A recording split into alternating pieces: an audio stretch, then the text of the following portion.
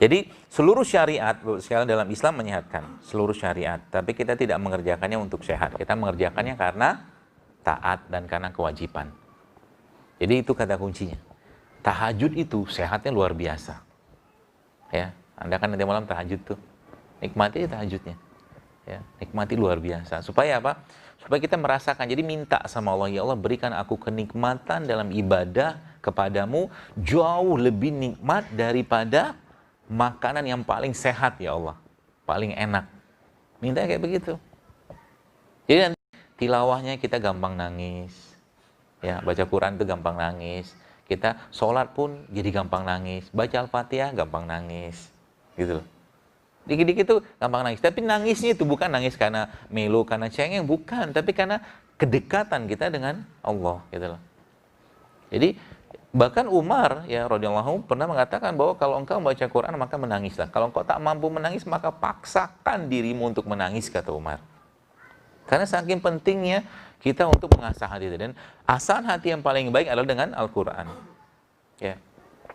Lagi jogging, ya nggak usah dengerin musik-musik apa itu kan yang apa bikin semangat gitu. Dengerin Quran. Ya. Lagi masak, dengerin Quran. Nanti lama-lama hafal sendiri. Buktinya apa? Al-Quran itu gampang dihafalkan.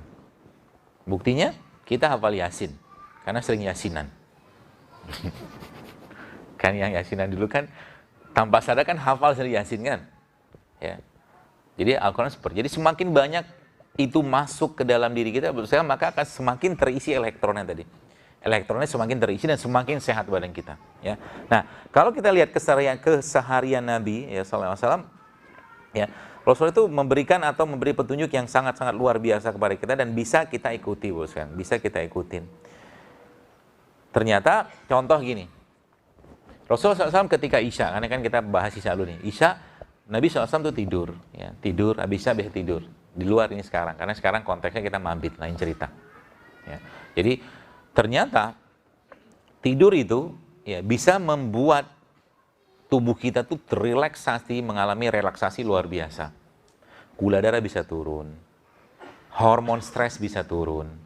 Maka salah satu cara Allah Subhanahu Wa Taala di perang Uhud, saya lupa itu itu adalah ditidurkan sama Allah untuk menghilangkan ketakutan mereka. Ya, tidur itu cara paling mudah untuk menghilangkan kecemasan. Ya.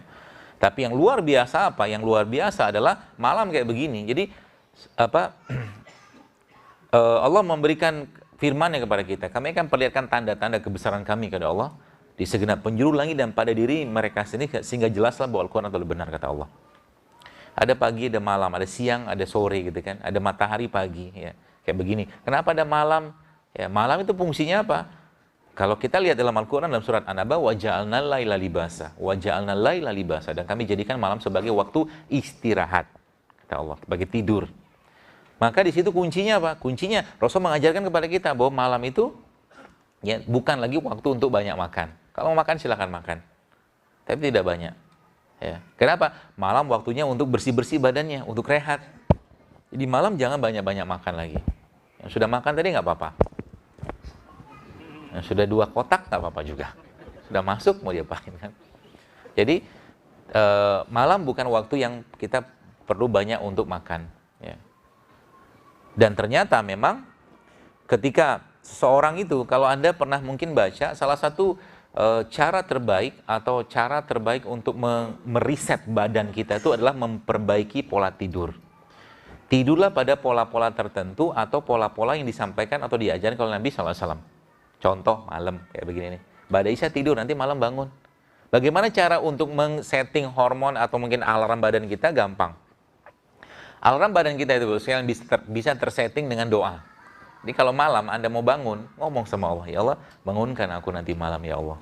Nanti Allah akan bangunkan. Sebelumnya apa? Baca dulu Al-Quran.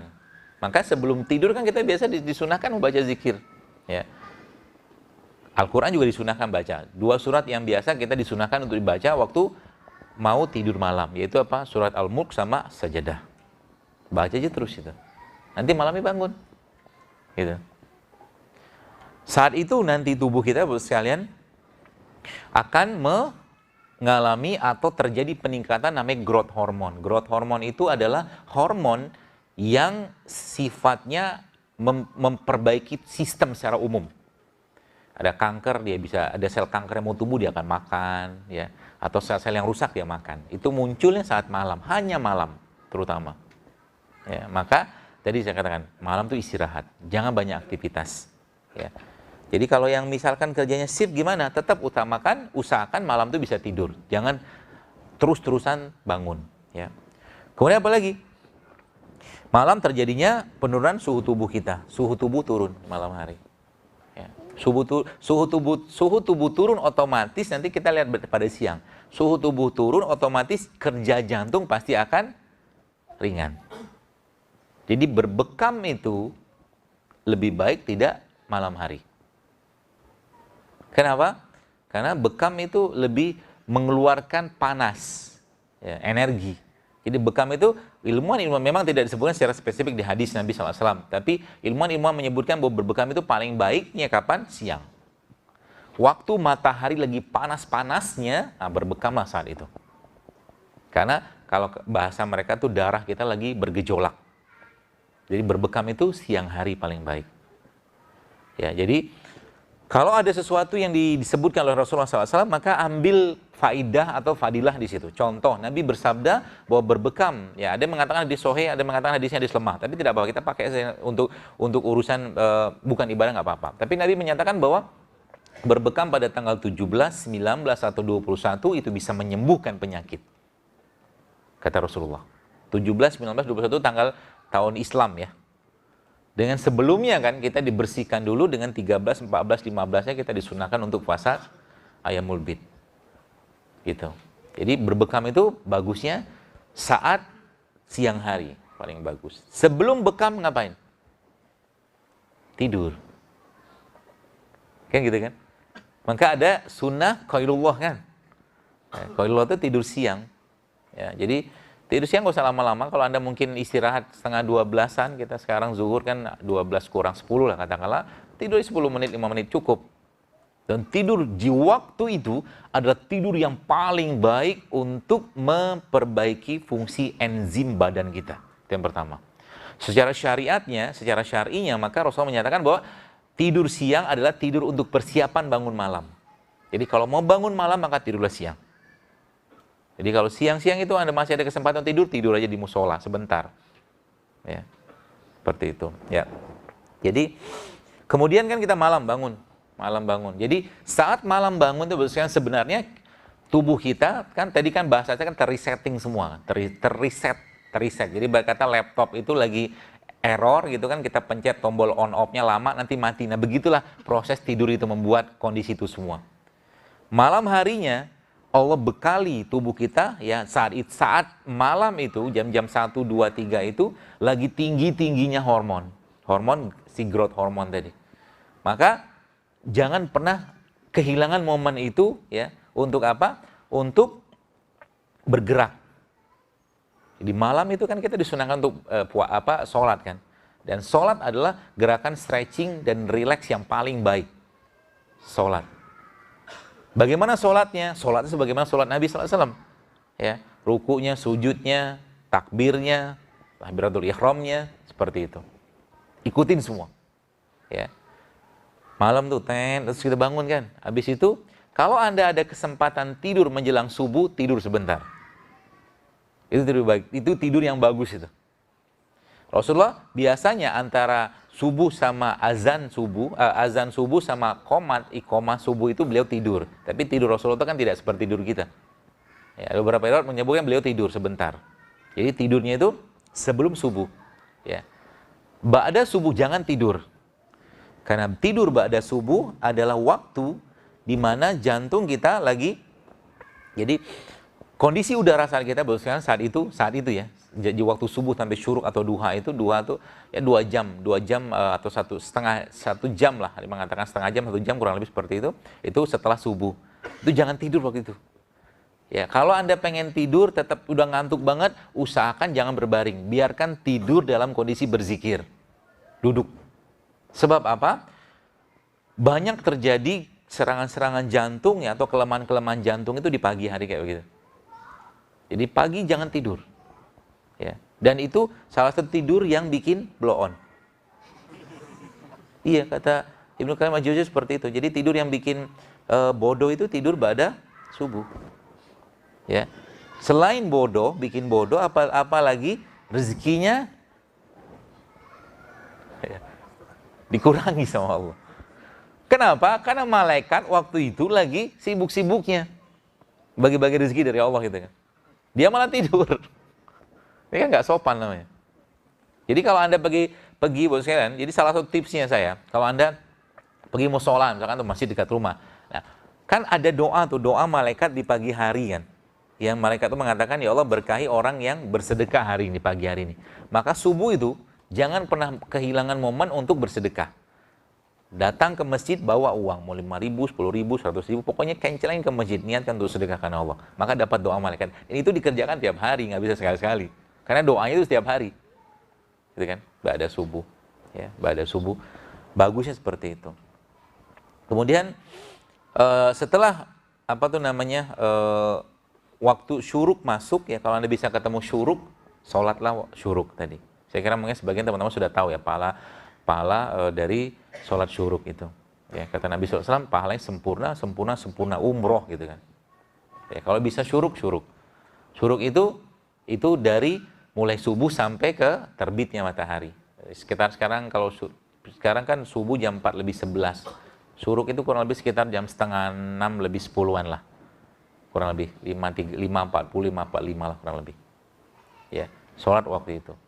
Nanti habis itu apa yang dikerjakan? Jadi dari mulai subuh itu sampai ke syuruk ngapain? Kalau nggak zikir pagi, baca Quran. Zikir pagi itu bro sekalian, zikir yang luar biasa, yang disebutkan bahwa para ulama, saya baca di beberapa kisah-kisah itu, subhanallah, itu yang menyebabkan umat Islam waktu dipimpin oleh Sa'ad bin Abi Waqqas itu bisa memenangkan istana Madinah itu salah satunya karena zikir pagi mereka yang luar biasa. Zikir pagi. Maka jangan pernah kehilangan momen zikir pagi itu.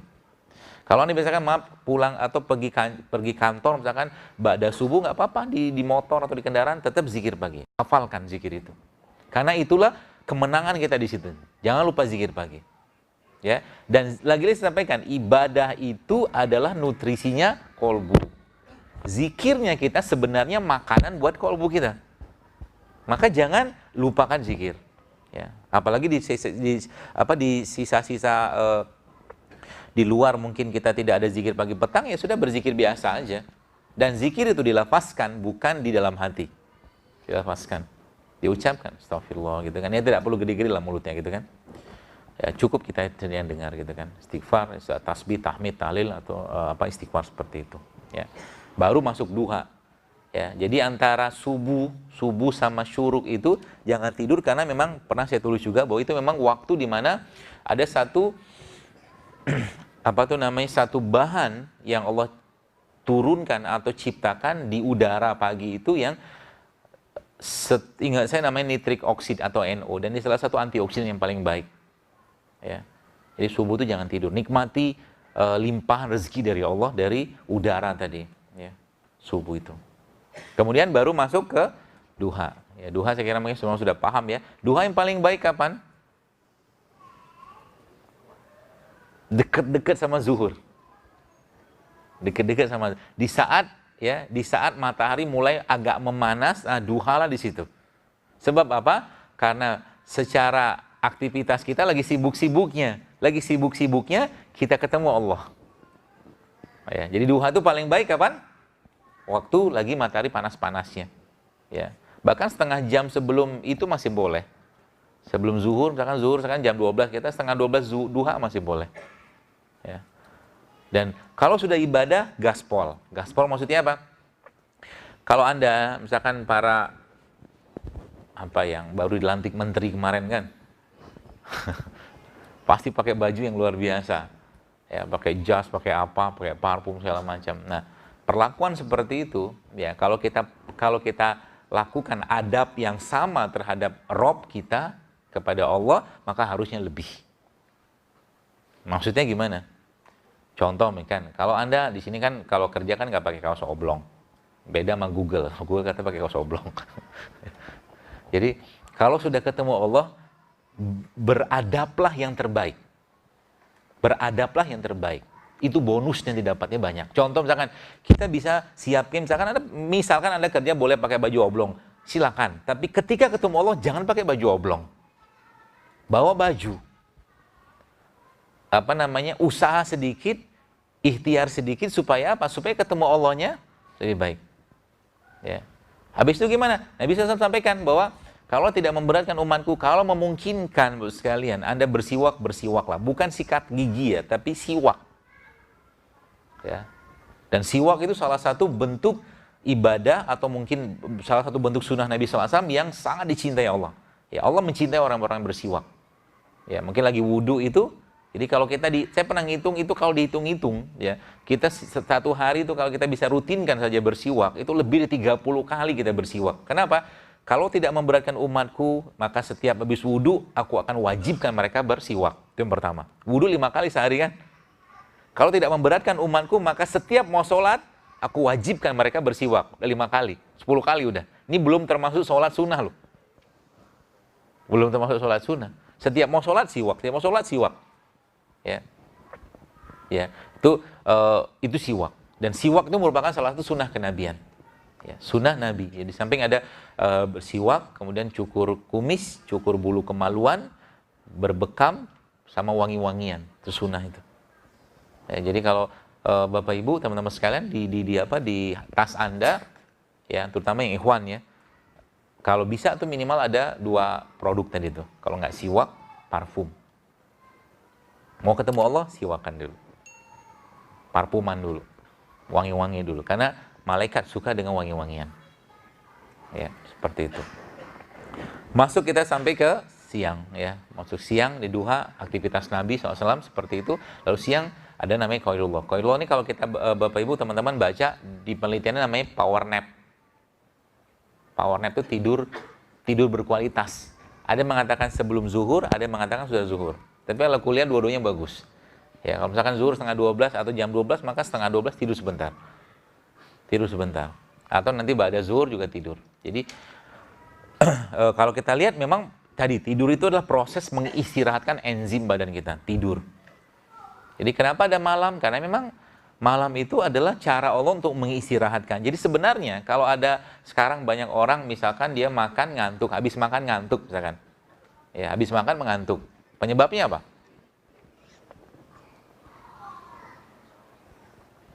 Pura-pura mikir lah. Gini kan. Nanti kalau ditanya jawaban orang soleh apa? Wallahu a'lam. Meskipun tidak tahu kan. Kalau ujian tuh gampang gitu kan. Apa penyebab stroke? Wallahu a'lam. Apa penyebab kolesterol? Wallahu a'lam. Jadi kalau ujian ada 50 soal, ya Allahu a'lam.